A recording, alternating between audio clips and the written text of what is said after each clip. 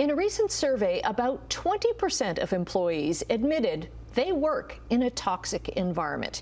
Career and leadership expert Angela Champ joins us now with tips on how to navigate through this. And first of all, what is a toxic work environment? So a toxic work environment is one where it might be emotionally draining to you. You might feel belittled in it. It might be unhealthy for you, either physically or mentally. You're not sleeping at night. It might involve a lot of pressure or going against your values or things that you would feel comfortable doing.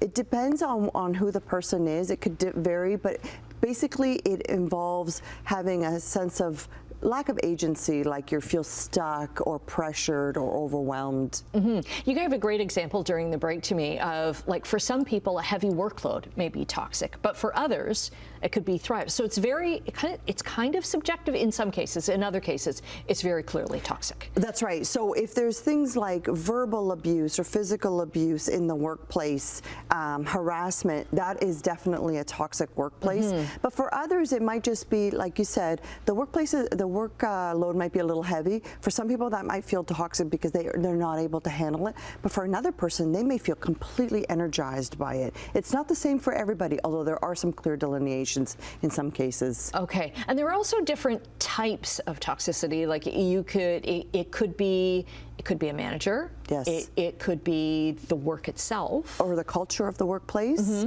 So the values that they go through. And depending on what the source of the toxicity might be, your approach can be different.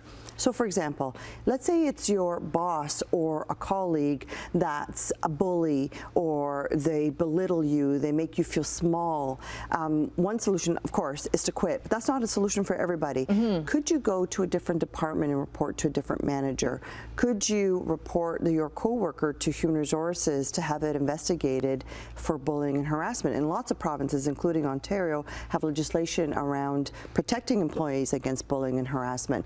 If it's the work culture, so they're doing something that maybe feels unethical to you or it doesn't align with your values, sometimes the solution is to quit, although that's not always possible for people. For so many, especially in this economy, right? Yes. Exactly. There's lots of reasons why people don't leave toxic workplaces, and part of it is there may not be another job in your community that you can go to. Maybe your industry is shrinking, or you're in a place of high unemployment. It may be that actually this is your first job and you actually think this is what it's like in every place. This is normal. Right, that this is normal. Yeah. Or it may be that you've been there so long, it's just eroded your confidence and you don't know that you can leave. So sometimes people don't leave because they have a lack of options, and sometimes because of lack of boundaries, and sometimes a lack of agency. They don't know they can leave, and that's why a lot of people stay in toxic environments. You outline a lot of that in your book, which we have in front of us here, The Squiggly Line Career, because it's like, yeah, there are all these little bumps along the way, and things change and things move. Every job has some downside to it. There's no getting around that, but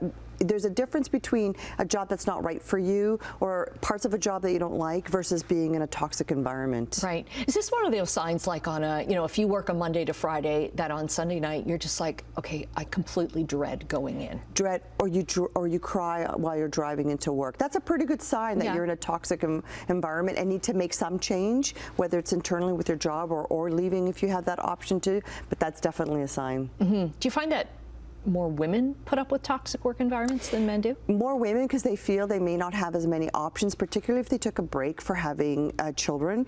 But this study that they did recently found that there was also a generational difference, that younger people found workplaces more toxic than older people. So there's a generational difference. I don't know if it's because older people might be more stoic or because younger people are just, they don't want to put up with it, but there definitely is a difference by age. It's kind of that whole Me Too thing, right? Some people still, Right.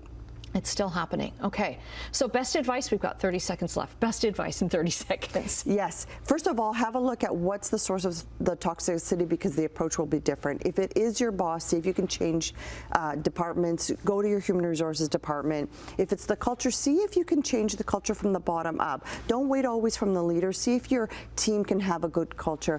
But if you find that you are literally, that your work is affecting your emotional or mental or physical health, you might need to make a change. Go see a career coach. Okay, we'll get all your links up on our website, chch.com/morninglive.